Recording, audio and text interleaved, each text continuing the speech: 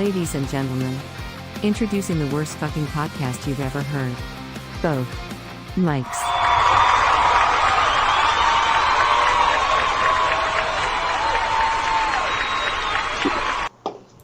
All right, beautiful. And we are back. Yes. What is this? Anyway, let me pull myself up onto the air. How about that first? We'll do it. Whoa, that's not me.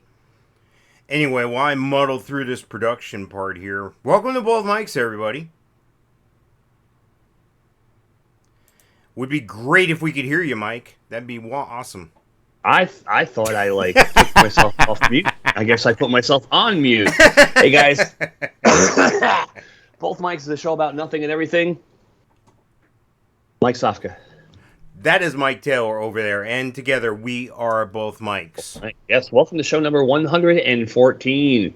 Crazy. Not a number. Yeah, it's like things are flying here. We are heard everywhere podcasts can be heard. Live every Friday night on twitch.tv/bothmics. But due to technical difficulties, we are here Saturday afternoon to bother you. But the good news is you could listen or watch us 24 hours just about everywhere. We're on something new. Spotify's doing video now. So we're on Spotify video as well as audio. So, of course, you can catch the video on YouTube, Facebook. There'll be a link on Twitter. You can catch us live on Twitch. You can go back on Twitch. You can go to the website, bothmics.com, and you can find old, archived. Everything's there. It's all there. I put it all out there. I'm not afraid. Yeah, We're not the, top-rated show yet, but hey. No Joe Rogan. Yeah, we're working on it. I'm trying to get Musk on my show to smoke weed. That's next week, right? Yes. Next week's show? Yes. Cool. So last show in 112, we talked about a giant cube coming out of the sun. Yes. And we were trying to make heads or tails of that. We were trying to make sense of it. Okay. Well, here's something else. Okay. I'm pulling up the video here. If you're watching it live on twitch.tv/bothmics, you're going to want to watch this. Now, here's a little diagram. These are different pictures of the sun here, and this is footage of 11 UFOs moving around the sun. One UFO even makes a U-turn. Now, this is the location. This is somewhere in South America, somewhere there. This guy's shooting this camera. It's a fancy camera, and he's trying to figure out what is going on. What are these huge objects? So anyway, some of the UFOs appear to be moving fast, and some slow, some in a straight line, and some in a curved path. And one UFO even passes the sun and makes a U-turn and moves back in the direction where it came from. So you'll be able to see this more clearly here in a second. They're going to slow it down. You see that little dot? I don't know. It's hard to see. Yeah, I see it. Arrow on it. Uh-huh. Can you imagine how fast that object must be going to go that quickly around what we're perceiving as the core of the sun there with this dramatic lens this guy has? Well, it's all a matter of depth perception. If it's going around the sun, it's going fast. If it's a million miles closer, then you're just looking at it differently. So it could be anything. I'm just finding it fascinating that all of a sudden in the past 2 episodes, I was able to come across something showing aliens flying around the sun. I mean, this is a great couple shows because usually we just talk about aliens around Uranus. But bumped. Interesting. Yeah, the video looked a lot better to me off doing this. So now they're going to zoom in and do it slower here on the video.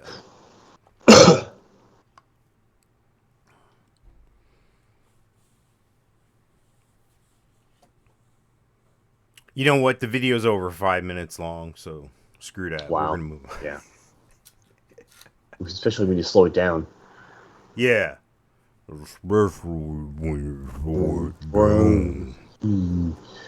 Come back here. All right, so we've sent out pictures of ourselves into space. NASA has launched naked pictures of humans to space in hope of attracting aliens. Okay. It's according to NewYorkPost.com, so it must be true. Who did this? NASA? NASA scientists are sending images of naked humans to space to potentially make contact with aliens. Okay, so they beaming them into space, or are they like they got their pictures back from Shutterfly and they're putting it into a shoebox and they're going to send that to outer space? I think they just shot a thumb drive off a bottle rocket and they're hoping it's going to go somewhere. Nice. NASA scientists plan to launch pictures of naked humans into space in hope of luring aliens to us. The depictions will also include an invitation to respond should an intelligent alien race find the space nudes. Fortunately, the hypothetical aliens shouldn't be too shocked by the unsolicited nudes. Yeah, so this is what we're going to do. We're going to try to reach out to other intelligent civilizations, and the first thing we're going to show them is a dick pic. Right? Yeah. NASA scientists revealed the image in a study that's part of a project called Beacon in the Galaxy, or BitGig, B-I-T-G. The main aim of the BitGig project is to send a message to any alien civilizations that could be out there. Scientists think the pixelated illustration of a naked man and woman waving hello could finally help us make... Number one, I'm an alien being, and I'm out there in space, and I come across this. How do I know you raising your hand isn't like, yeah, up yours? I don't know what that symbol means. That's like giving the middle finger to a Martian. And if that's the picture that they're sending up, that we're in deep doo-doo. It looks like one of your kids drew that with a potato, Mike. Right? Is that a DNA strand across the right margin there? What is that?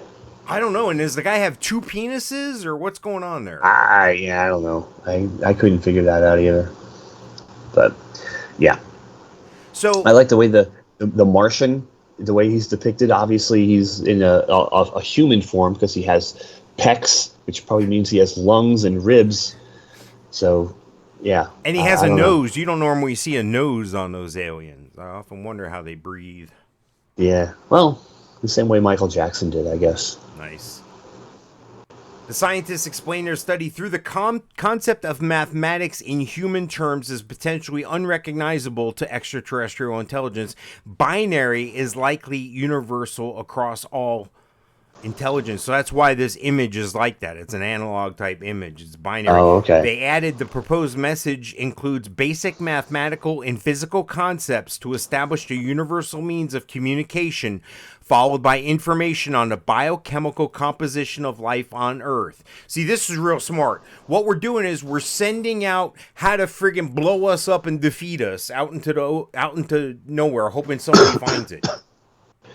Binary is the simplest form of mathematics and involves only two opposing states, 0 and 1, yes or no, black or white, mass or empty space.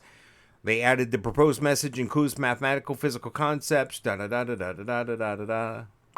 What if at this alien planet 2 plus 2 doesn't equal 4? You know? So how do they know? Maybe they do know. Well, they're saying math is universal. Well, yeah, not necessarily. It's universal to us. You know? Who knows what other places possibly might be doing. Of course, this isn't new. The Pioneer plaque sent to space on the 1972 Pioneer 10 and 1973 Pioneer 11 missions also featured drawings of naked humans. I don't get it. I think they also sent it up on a record, but the record, instead of being made of vinyl, was made of gold. And I'm thinking, some alien's gonna find that and go, "Oh, we're looking at more." It's like gasoline to them. They take the record right off the Pioneer and they throw it in a gas tank. Right. The naked pictures of us are in some salvage yard in Mars. Right. It's unreal. Our naked image is being sold on the what's that show that they have on PBS where they go around and tell you how your old shit is worth something? Antiques Roadshow. Antique Roadshow. Yes. Yeah. What you Yeah, have yeah. here is the analog version of the naked human. Right? All right, so check this out. This guy's a flat earther. Okay. We've kind of touched on this in the past, but the one thing I touched on, and I'll say it again, they tweeted from the Flat Earth Society that they have members all around the globe. Nice. And that is a true tweet. You can check that one out. But this is a picture of a guy. He's a flat earther. He spent $20,000 trying to prove the earth is flat, and he accidentally proved that it's round. Nice. In one of the most satisfying TV moments we can recall, this according to newcars.com, a group of conspiracy theorists accidentally spent thousands of dollars to prove yet that the earth is indeed round. The scene is from a new Netflix documentary called Behind the Curve, which follows a group of flat earthers, a small but growing contingent of people who firmly believe in a conspiracy to suppress the truth that the earth is flat. One of the flat earthers is this guy in the picture here, Bob Nodal, who hosts a YouTube channel entirely dedicated to the theory, who is one of the team relying on a $20,000 laser gyroscope to prove the Earth doesn't actually rotate, except it does. What we found is that when we turned on the gyroscope, we found that we were picking up a drift. Wow, that's kind of a problem. A 15 degree per hour drift. Now, obviously, we were taken aback by that. We obviously were not willing to accept that, so we started looking for an easy to disprove it was actually registering the motion of the Earth. You know what they say, if your experiment proves you wrong, just disregard the results. What's the guy holding? It looks like he's holding one of those Roomba vacuums. Some sort of gyroscope they created to prove that the Earth is flat. And I don't think that... You know what? I could have told them the Earth was round for 10 grand. I would have saved them 10 grand. Right? Yeah. We could have split the money, Mike. We could each made 5 grand. I remember when I was little, and like the sun. I always thought the sun. And I must have been really young, at least 16. That like the moon, the sun came down, and like people brought it down like a Goodyear blimp. It had like ropes on it, and people would guide it into this field over by this high school on the other side of town. And yeah, I always thought that's how it worked. and of course, the moon always follows you. So yes, that was a tricky one too. Yeah. But yeah. All right. Do you know who these bozos are? Okay. Well, one appears to be looks like a sheriff or a corrections officer. Mike, this is only the biggest news sweeping the country right now. This has.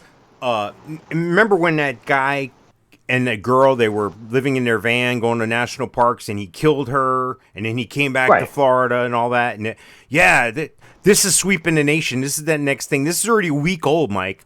This is according to CNN.com. Missing Alabama inmate and corrections officer abandoned their vehicle last week. Officials are investigating whether they have another car. So what happens is she's working at the jailhouse. This woman here, okay? Yeah. She ends up, her name is Vicky, Vicky or Casey White. Yada, yada. Hold on a second here. Vicky White and Casey White. I guess maybe they got married. I don't understand how they have the same last name here. I didn't understand that part. Anyway, listen. They found the vehicle. She was a corrections officer and he was an inmate. And he was supposed to go to a court appearance. And they were letting him out to go on a court appearance. And they came up with some sort of delay. And she told the guards that were taking the other people to the courthouse that she would just take the last one in her car. Well, they never saw them again. And a couple miles down the road, they found out that the night before she had rented like a roadside motel. And then they found their car like a mile from that, her corrections vehicle. Then they've discovered pictures of her with alternate hair colors. Then they're trying to track them. They're trying to find these people here. So it took them a little while to say yes. And this is a vehicle that they picked up and then they abandoned this vehicle. They're not sure what they're driving now. There's a picture of her with dark hair, short and long. And there's the tattoos on this guy. He has a rebel flag on the back. These all look like prison art to me, but I don't know. Who knows? So basically, it took 3 or 4 days for these two to for this to really make national news, for them to really make a lot of news. And the reaction on Facebook and Twitter has been phenomenal. They're like, I knew it. And there's all these people that are, we're all looking for the Casey Anthony thing. We're all looking for the O.J. Simpson thing. And I'm not saying we as in me as well. I'm just saying that as people in general, we're fascinated when a whole nation can come enthralled with a case or something like this and everybody can get behind it. And so you haven't heard of it. Is the general public cheering these guys on like Thelma and Louise or what? I think it was just people wanting to prove themselves right. Like, hey, I knew she was involved with him. Because at first they didn't know what to think. They thought, well, maybe he overpowered her. Maybe he took her hostage. Maybe, all these things. Right. But apparently they've developed a relationship. Yeah. Not good. She's 56. Wow. He's 38. Not a good way to spend your senior years in jail. The two are not related, but they just happen to have the same last name. Interesting. The subject should be considered dangerous and may be armed with an AR-15 rifle, handguns, and a shotgun. There is a reward up to $5,000 for information leading onto the location of the officer and $10,000 for information leading to the capture of the inmate. This is in Alabama. Unreal. So, yeah. Next state, 2 states over is Texas. Make a left turn right into Mexico. Well, no wonder why she loves him. Casey White. This is the guy, Casey White, okay? And again, they're not related. They're not married. Same last name. Casey White in 2015 threatened to kill his ex-girlfriend and her sister and said he wanted police to kill him. Nice. Murder by or suicide by cop. I guess. I think isn't he in jail for murder? Yeah, he was. Yeah, he was in the Lauderdale County Jail awaiting trial for capital murder charges against him, and was also serving a 75-year sentence for a series of crimes in which he committed in 2015. Yeah, so he was, I think, in jail for murder and going on trial for murder again. So nice, 75 years. Why bother? Save the taxpayers' money. Now, the sheriff's office is saying this is not the Vicky White they know. She was an exemplary employee, an unblemished record. The sheriff could not provide a reason why the officer allegedly aided the escape, saying the behavior isn't the Vicky White we know. The officer made some significant financial decisions leading up to the April 29th escape, including selling her home for well under market value. The house sold for $95,000, documents show, but county records list the current total parcel value of $235,000. So she's stupid, too. Vicky White and Casey White's relationship can be traced to 2020 when the inmate was taken to Lauderdale County for arraignment on murder charges. I mean, what? Here's a new inmate. He's in on murder. Oh, my God, it's love at first sight. What do you... The pair had a special relationship that was confirmed in part by other inmates who told authority Casey White was getting extra food on his trays and was getting privileges no one else got. Must be nice. It's not who you know, it's who knows you. I thought you were going to go with it's not who you know, it's who you blow. I thought that's what you were going for there. That's jail thing. Yeah. A guy I worked with, I said that once. It's not who you know, it's who you blow. And he goes, no, you're wrong. It's not who you know, it's who knows you. Because, like, you can claim to know, the president of IBM. He doesn't know you. He doesn't mean squat. Well, I mean, there's some validity to that. All right, this is interesting. They've come up with something fascinating. This is real big breaking medical news. This is according to TheGuardian.com. Yes. Man who received landmark pig heart implant dies of pig virus. Nice. You talk about irony. I know, right? David Bennett died 2 months after groundbreaking surgery in which a genetically modified pig's heart was transplanted into him. The 57-year-old pig... That dude's 57, dude. Ow. Wow. He looks like 77, 87. I was going to say 77. The 57-year-old patient who survived 2 months after undergoing a landmark pig heart transplant died of a pig virus. In January, Bennett, a handyman who suffered from heart failure, underwent a highly experimental surgery at the University of Maryland's Medical Center, in which doctors transplanted a genetically modified pig's heart. Shortly after undergoing the surgery, Bennett died in March. The hospital simply said his condition had worsened over the span of a few days, but did not provide an exact cause of death. And after a few, I guess they came out and said, yeah, no, he had a pig virus. That's scary. Obviously, Yeah. there were all kinds of waivers signed, and this was this guy's last hope. I mean, I don't see him, taking them to the cleaners and, making a lot of bacon on this. Nice. Yeah. I mean, God, there's no sense of getting pig-headed over this, Right? Yeah. You muddy the waters. Yes. Like that. He doesn't shit where he eats. That's a different corner. Right? Yeah. So they don't blow his house down. So it brings me to my question here. You're in a bad situation like this guy was, and they come to you and they go, look, you ain't gonna make it, dude. You got one chance. That's if we take this pig heart and put it in you. What do you say? I don't know. If you're Jewish, you can't do it. I mean, Well, yeah, and obviously the whole pork thing. Or Muslim, yeah. Yes. And that's why those Muslims are so angry, is because they can't eat bacon. If they had bacon, they wouldn't be so riled up. Yeah. Oh, if we just had a rib cook-off with a bunch of Muslims and Jews, we could get them all around the same table. Yeah. But God, you're 57. You're essentially not that old. But if you're on death's door, do you do it to be able to forward the medical research by volunteering? Do they charge you for this experimental whatever they do, even though they've been putting pig hearts in people for decades? So where do you get this pig heart? You go down to Winn-Dixie and they got next to the gizzards, or how's that work?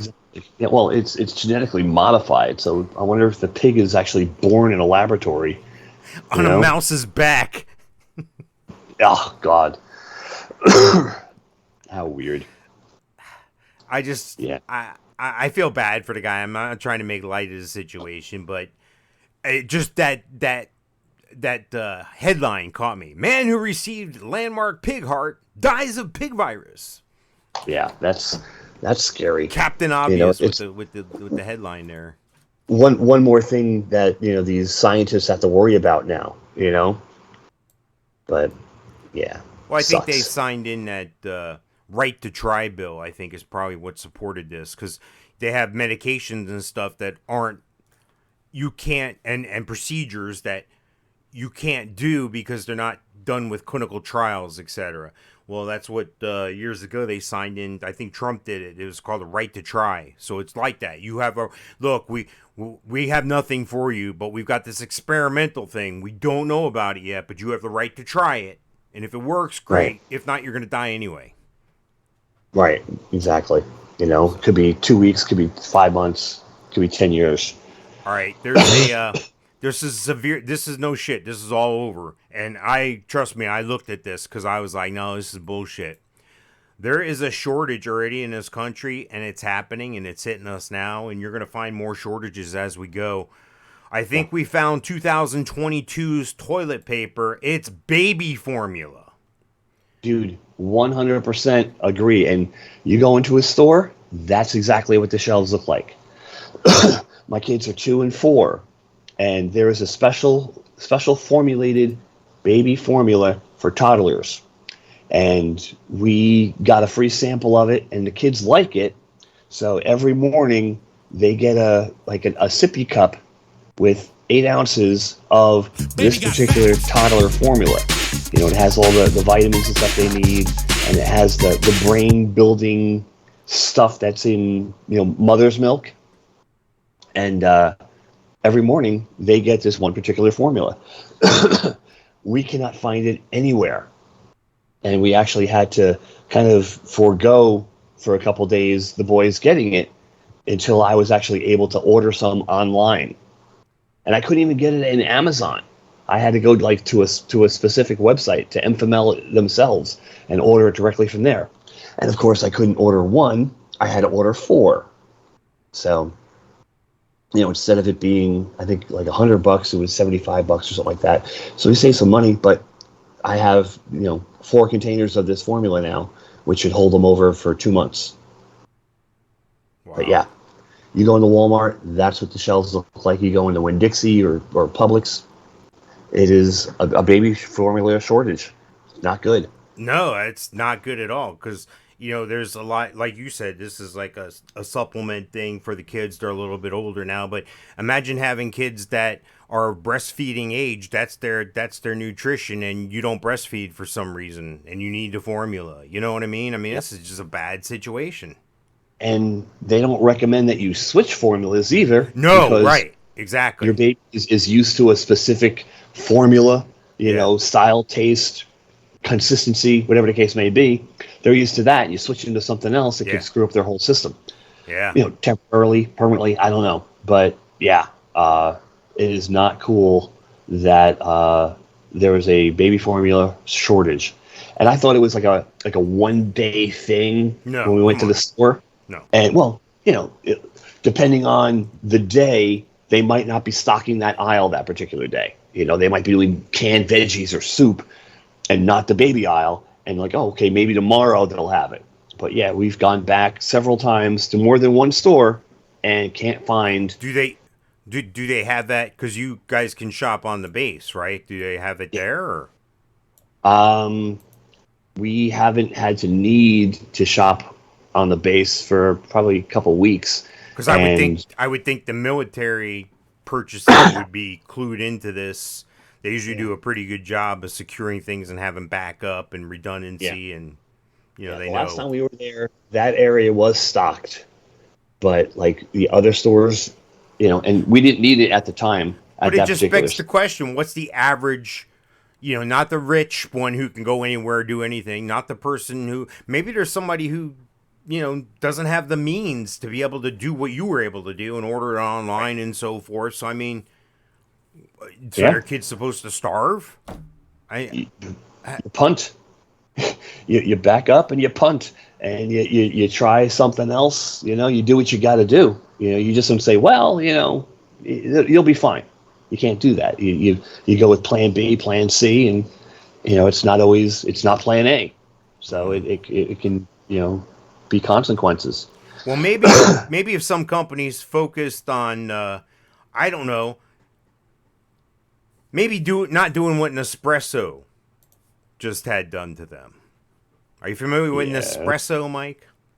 I always understand that they're like part of Nescafe, which is Nestle, and it's their coffee division.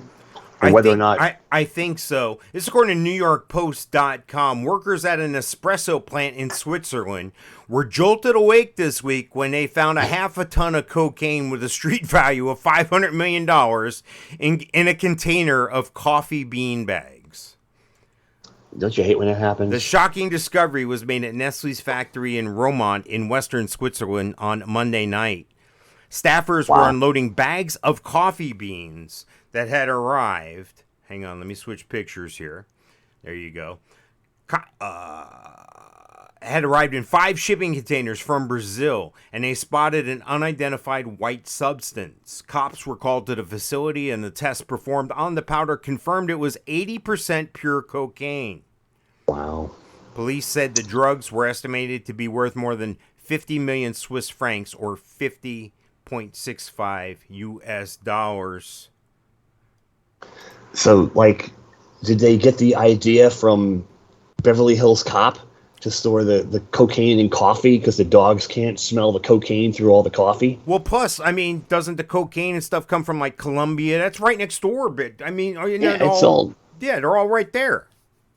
Wow. I wonder how badly that disrupts the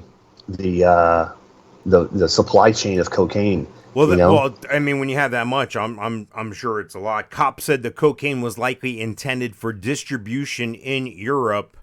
I did reach out to a spokesperson from Nespresso, but of course George Clooney made no comment. Nice. I like the way he says, Nespresso, what else? Yeah. Cocaine! Maybe Elon Musk bought Nespresso instead of Coke to put the cocaine back in. He said he was going to do that, right? Fill up the chip bags and...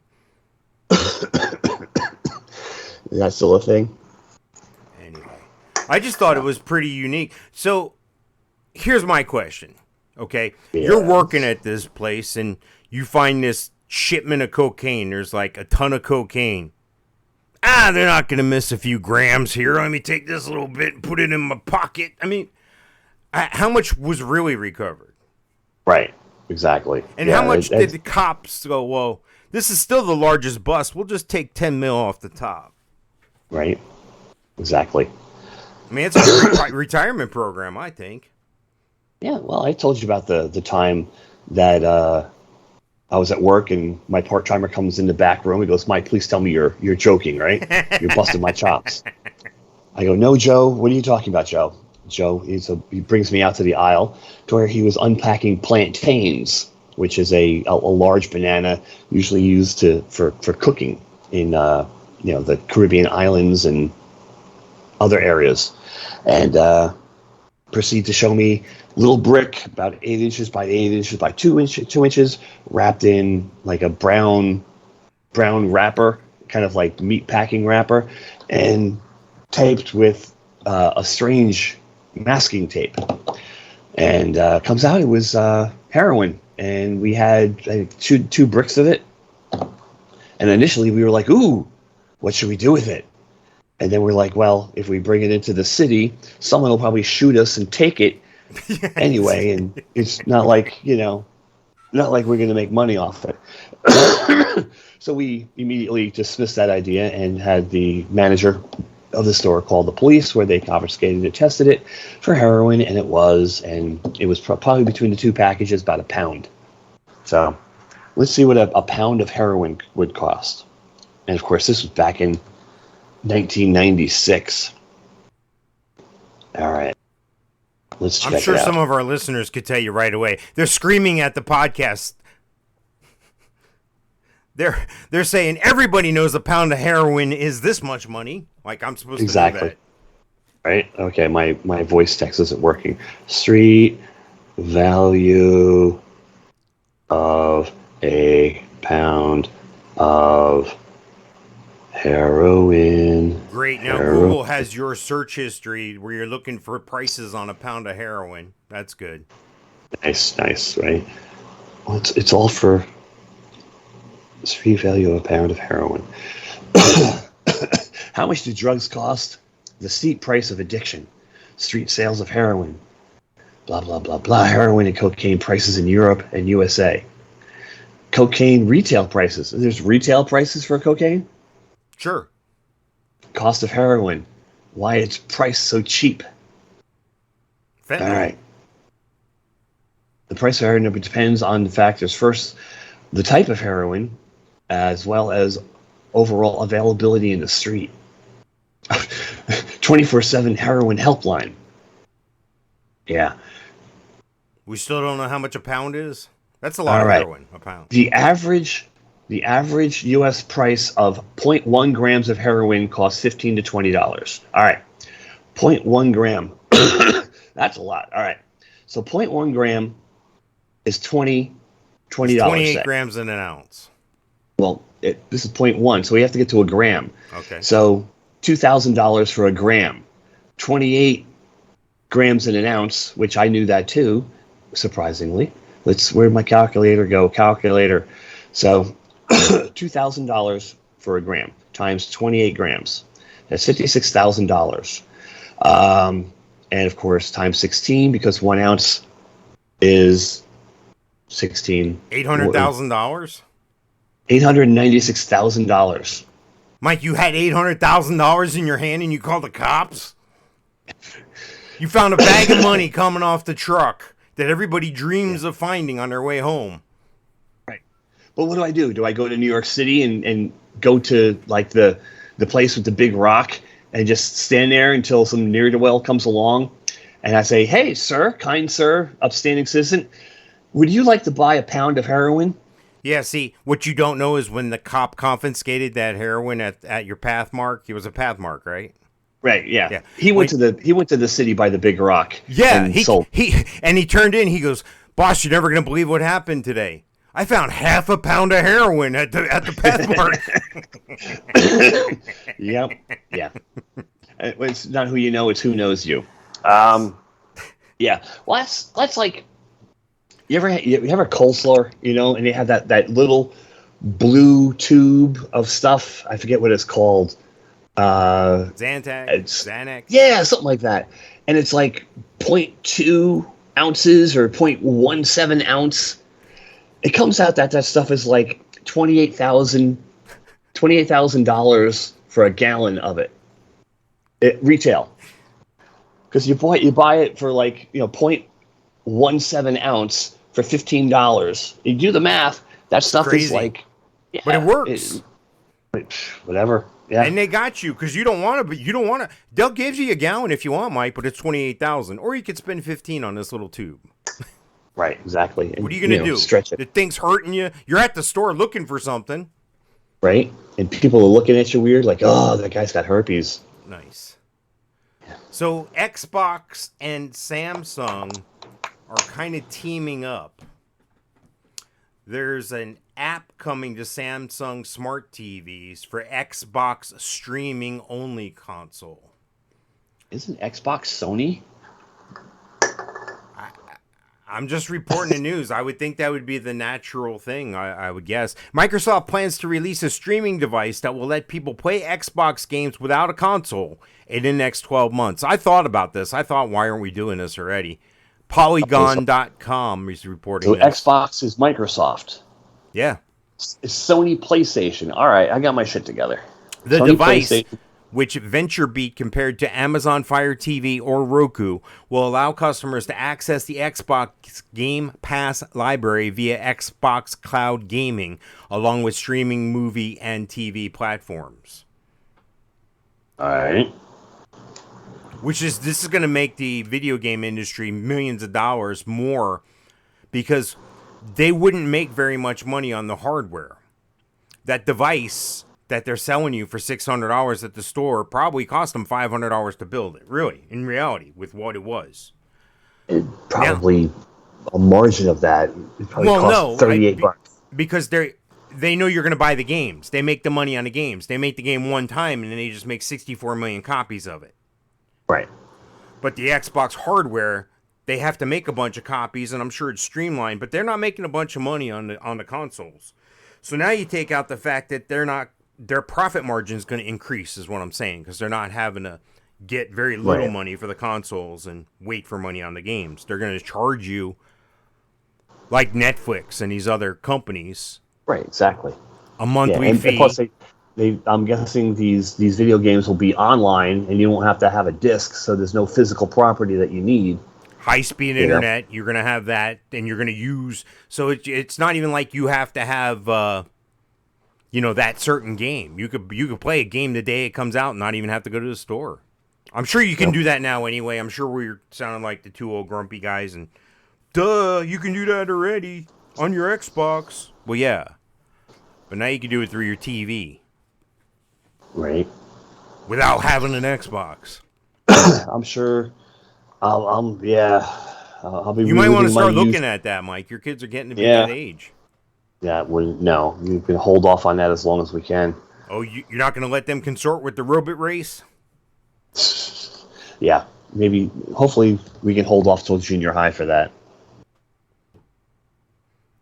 So you're going to let your kids be the only ones in their school that's never played a video game? We'll see. When does this start? When does this video game thing start?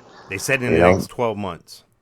Well, I'm saying for my kids, when are they going to start knowing that they're missing out? Oh, I think it's important to get kids computer literate immediately. Yeah. Well, my kids are every Saturday and Sunday morning they come in and they want the tablets. They want the tablets. Oh, They want to okay. get, All right. they want to get on. They want to get on the YouTube and watch. Things they can watch on TV. Yeah. They just want to watch it on the tablet. Well, yeah. So If you were a kid and you had a little miniature TV that you could carry around in your lap. Yeah. Yep. They were beside themselves this morning. They needed their tablet.